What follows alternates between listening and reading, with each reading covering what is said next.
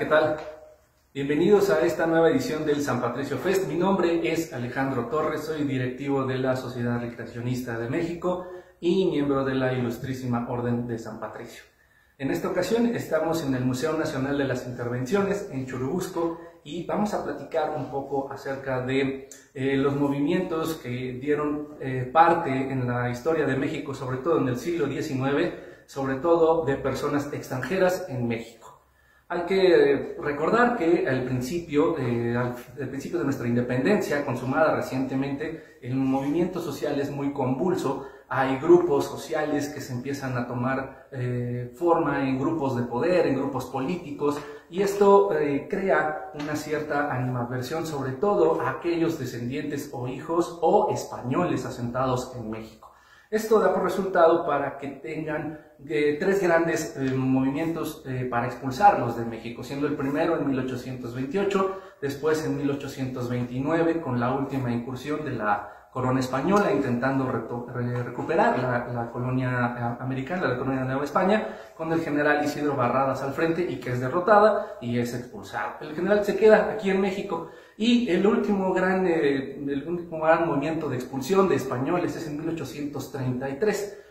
La animadversión contra estas personas era muy grande en ese entonces. Este preámbulo nos lleva ya a estar cerca después en un evento muy particular como es la Guerra de Intervención Norteamericana de 1846 a 1848.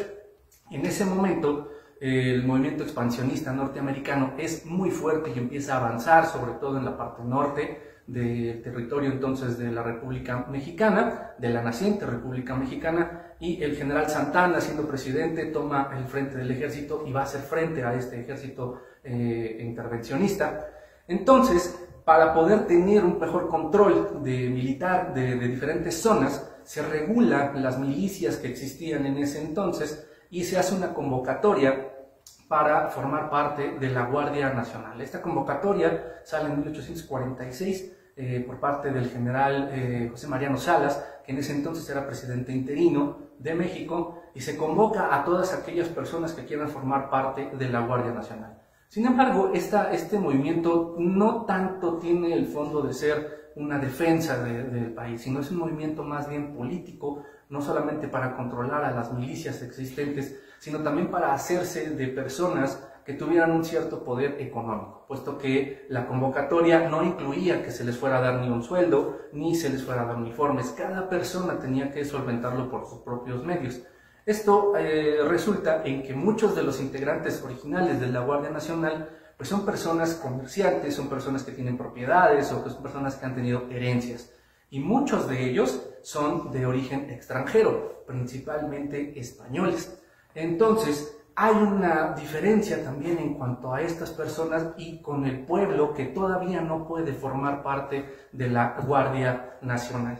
El movimiento expansionista norteamericano avanza rápidamente y tiene ya un acercamiento muy próximo a la Ciudad de México, con las batallas en Molino del Rey, con la batalla de Padierna, donde por grandes diferencias existentes entre el general Valencia y el general Santana se pierden también estas batallas.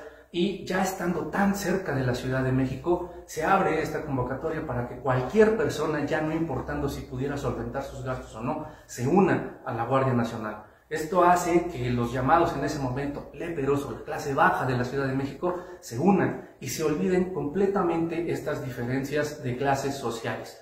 Es común entonces que personas con algún título, con alguna posición económica estén peleando al lado de una persona que era un campesino o un comerciante menor. Esto es un movimiento de inclusión muy fuerte que crea entonces un movimiento de nacionalidad, un movimiento de defensa de una patria con la que todos ya comparten ese sentimiento y se preparan para defenderse en uno de los puntos más importantes del avance a la Ciudad de México.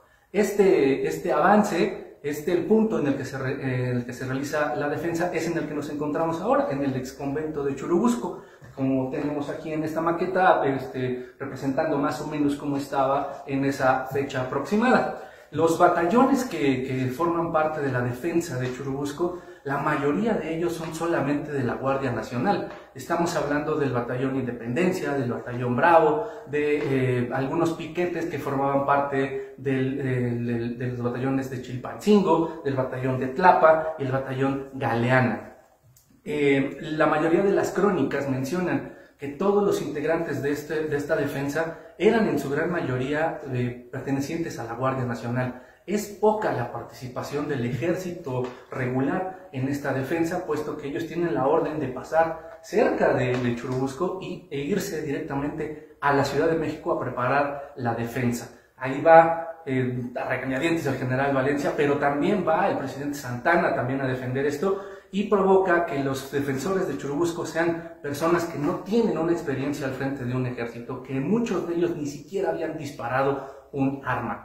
La defensa se prepara a cargo de diferentes generales, principalmente el general Pedro María Anaya, que estaba al frente del Batallón Independencia, y se parapetan de cierta manera en Churubusco, creando al frente del convento barreras construidas con adobe, en jacales, y que era el único punto de defensa a los cañonazos del enemigo. Estas defensas eran realmente muy endebles, y aún así pudieron dar una batalla de una resistencia de cerca de 4 horas para el enemigo. Le costó muchísimo trabajo al ejército norteamericano hacerse del punto, ya que los batallones estaban muy bien colocados estratégicamente. En la parte de enfrente estaba el batallón Independencia, y en el costado derecho, apuntando hacia la zona del centro histórico de la Ciudad de México, estaba el batallón Bravo, y ahí es el punto donde el famoso batallón de San Patricio también estuvo en su defensa.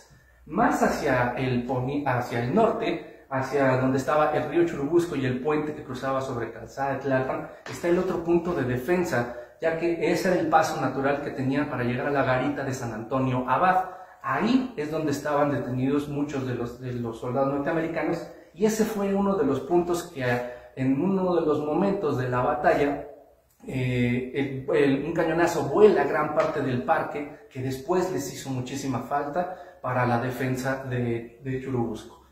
Este punto es muy importante de hacer mención, porque algunos de los integrantes del piquete del batallón Tlapa específicamente eran todos españoles. Es poco el conocimiento que se tiene no solamente de estos integrantes españoles, sino de la gran mayoría de los defensores de Churubusco siendo parte de la Guardia Nacional, porque no eran un ejército regular, no hay muchos registros al respecto. Estos españoles, que eran todos parte del batallón Tlapa, eran cerca de 60, 15 de ellos son los que mueren directamente en batalla, y muchos de ellos mueren en el proceso de la guerra de intervención norteamericana. Nuestra intención al momento de mencionar esto es precisamente para hacer un reconocimiento a estos extranjeros españoles que no habían nacido en México, pero que tenían ya su familia aquí, hijos españoles, hijos mexicanos, perdón, esposas mexicanas, tomaron la defensa de México y defendieron a su nueva patria. Esto nos lleva a hacer que este sea uno de los momentos más incluyentes de la historia del siglo XIX, en el cual se olvidan estas diferencias y se toma una sola bandera y una sola nacionalidad para defenderse. Es por tanto que este evento en particular nos invita a todos a olvidar este tipo de diferencias y confirmarnos todos en una sola nacionalidad mexicana. Para terminar esto, les comento que hay otros personajes como el padre Garauta, que fue un español nacido en Zaragoza, que incluso desconoce los tratados firmados para la pérdida del territorio mexicano, lo que le cuesta ser fusilado en la mina de la Valenciana en 1848 en Guanajuato.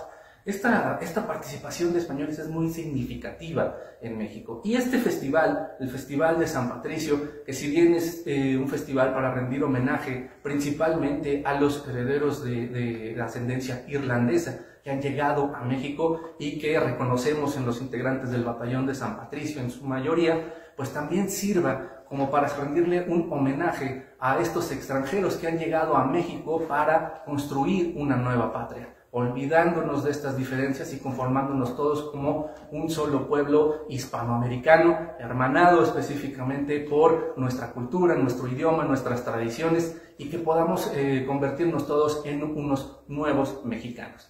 Les agradezco mucho la invitación para participar en esta ocasión. Les recuerdo que pueden venir a visitar el Museo Nacional de las Intervenciones en Churubusco, en Coyoacán, y pues disfruten mucho de este festival, esta nueva edición del San Patricio Fest, y nos vemos pronto en el desfile y en el festival. Muchísimas gracias.